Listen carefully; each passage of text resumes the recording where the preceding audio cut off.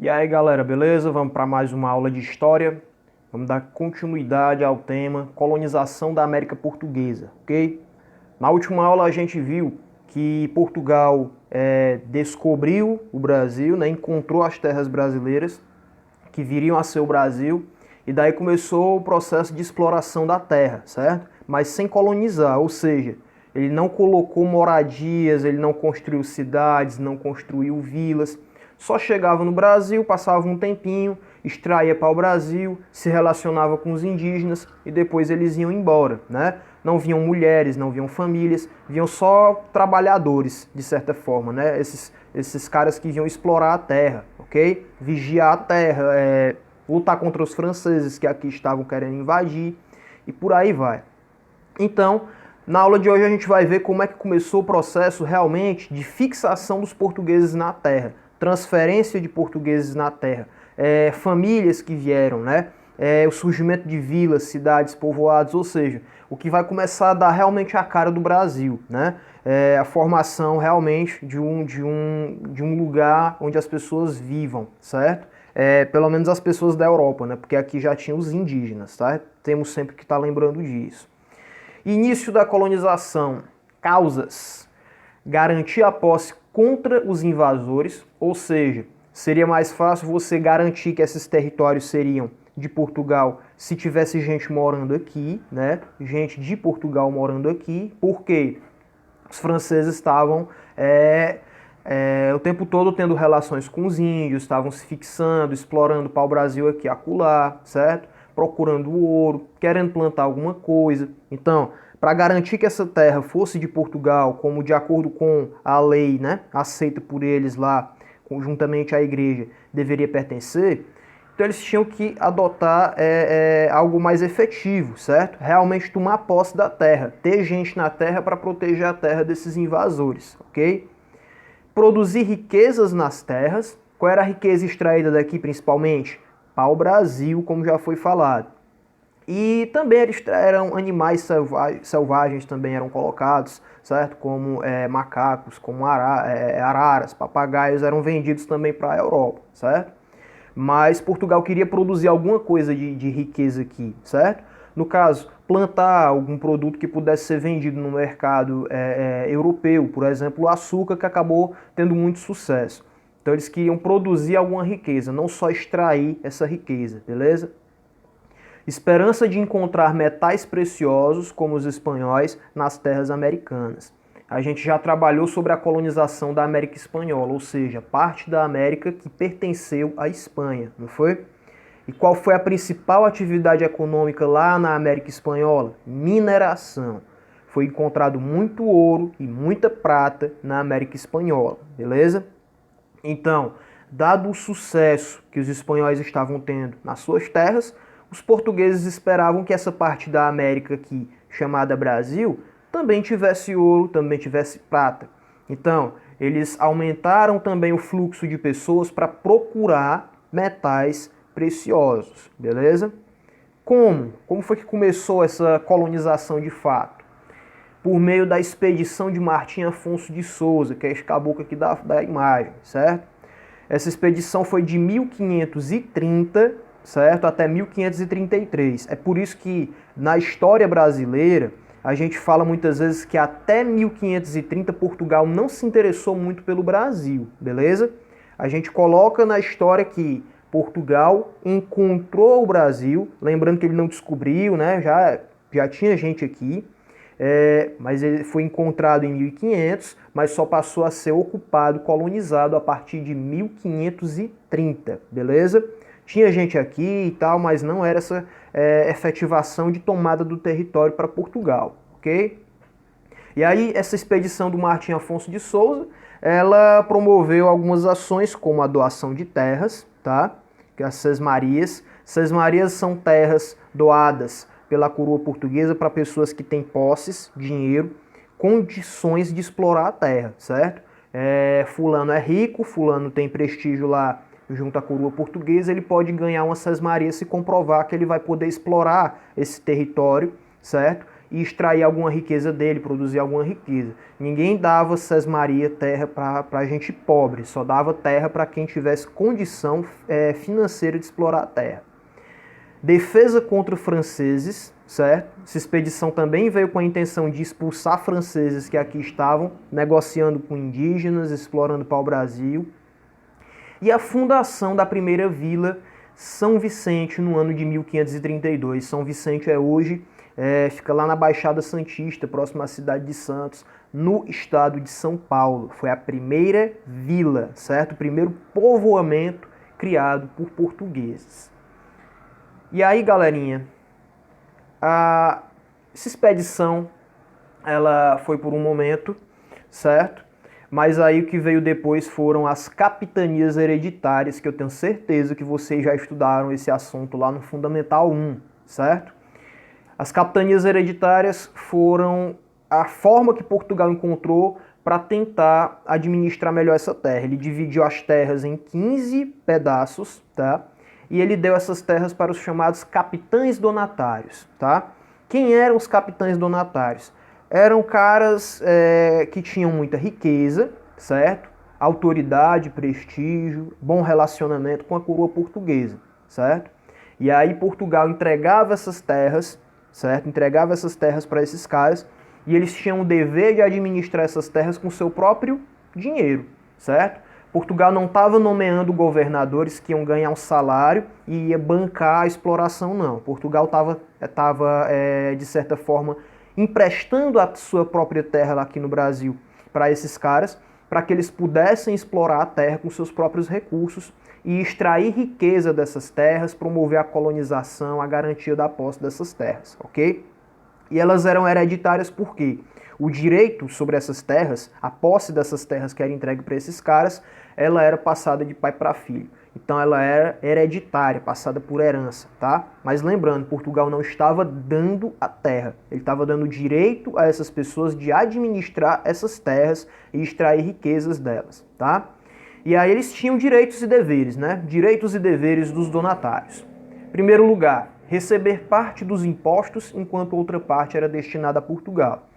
Então as atividades econômicas, né, o material que era extraído, que era produzido dentro das capitanias, parte do lucro deveria ser entregue ao donatário e outra parte deveria ser entregue à coroa portuguesa. Fundar vilas e cidades, muito importante isso, né? A gente está falando exatamente disso, de colonizar, que é transferir, né, esse povo de um lugar para outro. Então eles tinham o dever de fazer povoações. Instalar engenhos de açúcar, nós vamos explorar mais o tema açúcar em outros momentos, tá? Mas o açúcar foi o gênero que deu mais lucro para Portugal nesse período, muito mais lucro do que o pau-brasil, certo? E aí tinha que explorar o território para desenvolver cultivo de açúcar, certo? E o engenho era o quê? A transformação da cana no açúcar, ok? O açúcar ele vem da cana de açúcar, então tem que transformar essa cana em açúcar, o engenho servia para isso. Mas a gente vai detalhar isso melhor em outro momento. Defender o território, tá? Tanto de franceses principalmente, mas também de indígenas hostis, como eu também disse na outra aula.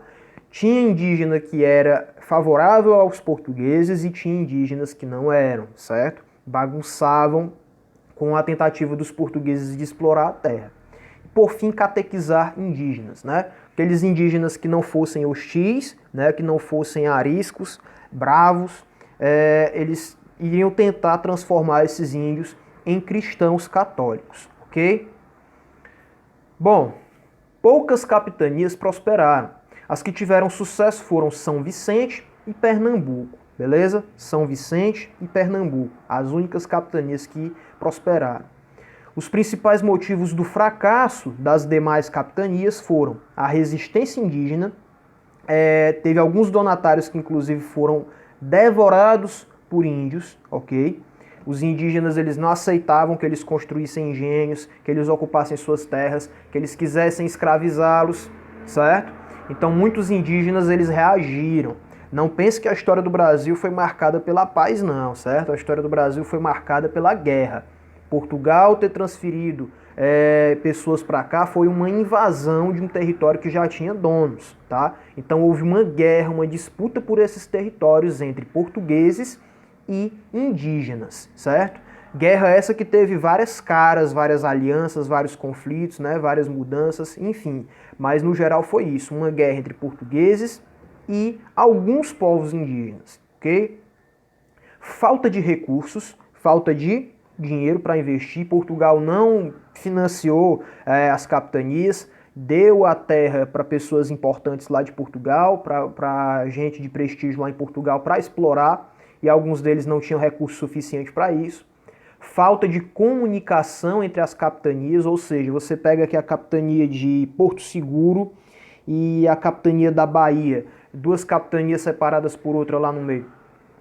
Muitas vezes havia uma dificuldade entre a comunicação dessas duas capitanias, elas não se integravam, certo? Elas eram separadas demais, tá? E a falta de interesse dos donatários, esse foi o principal. Teve donatário que nem pisou nessas terras, simplesmente não ligou. Recebeu a posse da terra de Portugal, mas ignorou completamente, não investiu um centavo sequer nesse território. Um exemplo disso é o cara que foi o primeiro donatário da capitania do Ceará, certo? Que não equivale exatamente ao estado, mas é o embrião, o começo do que hoje é o estado do Ceará. O primeiro donatário do Ceará, ele sequer pisou aqui no Brasil. Até décadas depois, quando ele foi nomeado para ocupar outro cargo, lá na Bahia, aí ele resolveu vir para o Brasil. Mas para o Ceará ele passou longe, não teve o menor interesse, ok?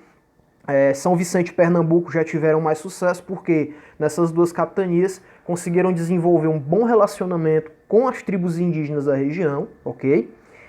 E também conseguiram ter sucesso na produção açucareira. E aí, como as capitanias não deram muito certo, Portugal resolveu centralizar, ok, o governo das capitanias. Ao invés de ter uma capitania e um donatário diferente, Portugal resolveu que deveria unir toda a terra nas mãos de um governante. Foi aí o começo do chamado Governo Geral em 1549, tá? A partir de 1549 começa a fase do Governo Geral na América Portuguesa, Brasil. Por que aconteceu o Governo Geral, como eu disse agorinha? Fracasso das capitanias. As capitanias hereditárias não deram certo, tá? Então vamos unir, se separar a terra em vários pedaços e distribuir esses pedaços entre pessoas importantes, ricas, que têm condições, não deu certo. Vamos então nomear um governante para liderar todos esses territórios. Perdas em outros territórios, que é isso? Portugal não tinha terra só no Brasil, tinha terra lá na Índia, tinha terra na África, certo? Então, nesse período, quando ele resolveu instituir o governo geral, Portugal estava tendo alguns probleminhas com suas possessões em outros lugares, certo? Lá na Ásia e na África. Então eles resolveram o quê? Aumentar a exploração do Brasil. Descoberta de metais preciosos na América Espanhola. Poucos anos antes do governo geral, os espanhóis descobriram a chamada mina de Potosí, lá onde hoje é a Bolívia, certo? E essa mina, ela tinha muita prata, muita riqueza, certo? Muito metal precioso. E isso atiçou ainda mais os portugueses. Eles pensaram, a gente tem que encontrar metal precioso aqui. Já há 49 anos e não encontraram nada.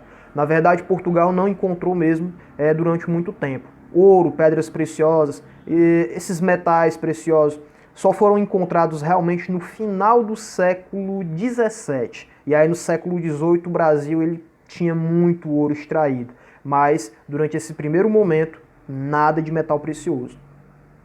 Tomé de Souza, que é esse cara da imagem, foi o primeiro governador-geral do Brasil. Obviamente tiveram outros, tá? Tô colocando apenas o destaque de um deles. Foi o primeiro que veio realmente, certo?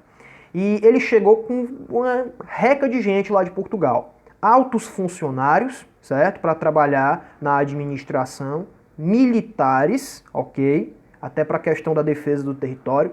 Jesuítas, que eram os padres, que vieram com a missão catequizar os indígenas. Os jesuítas eu já falei em outra aula lá sobre a reforma protestante. A ordem dos jesuítas foi muito importante para tentar manter o prestígio e a autoridade da Igreja Católica, e eles foram importantes para expandir o catolicismo pelas terras recém-descobertas. E degredados. O que são degredados? são geralmente criminosos. Então, chegou mais ou menos uns 400 degredados junto com Tomé de Souza, 400 criminosos que Portugal mandou para o Brasil, vai para fora, não quero vocês aqui, nem na prisão, certo?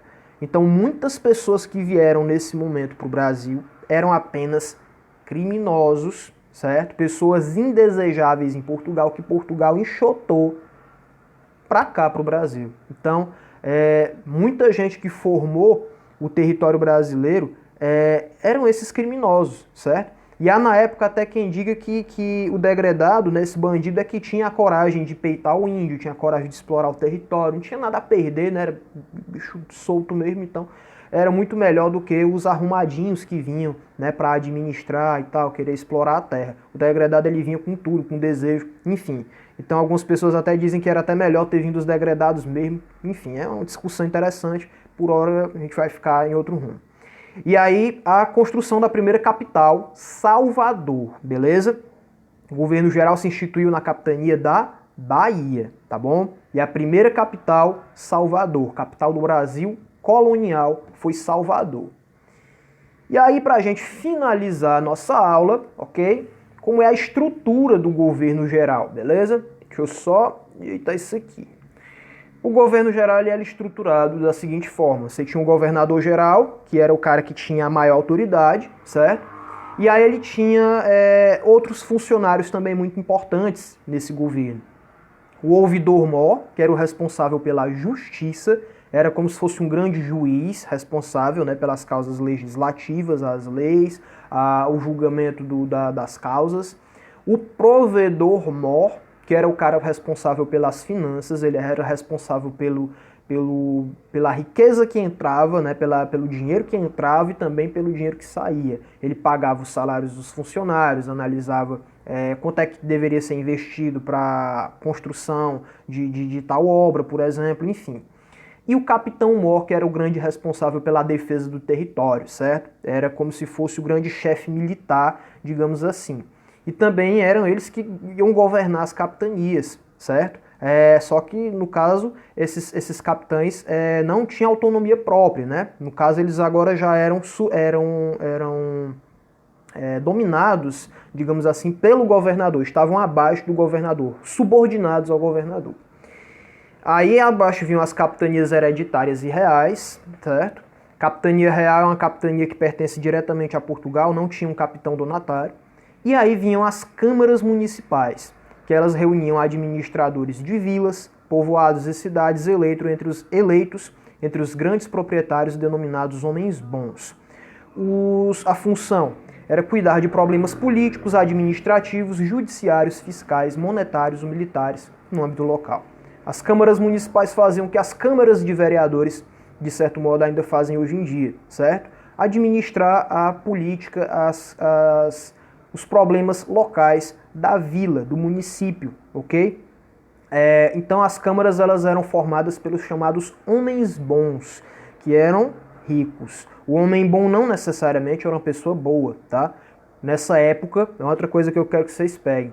Quando se falar em homens bons, no período colonial você está falando de pessoas ricas, pessoas que têm posses, tá? E outro detalhe, eles tinham que ter o sangue puro também, tá? Como assim o sangue puro? Tinha que ter uma descendência apenas de portugueses. Em alguns casos aceitavam descendentes de índios, mas principalmente portugueses. Não podia ser descendente de judeu, por exemplo, não podia ser descendente de negro, pior ainda, ok?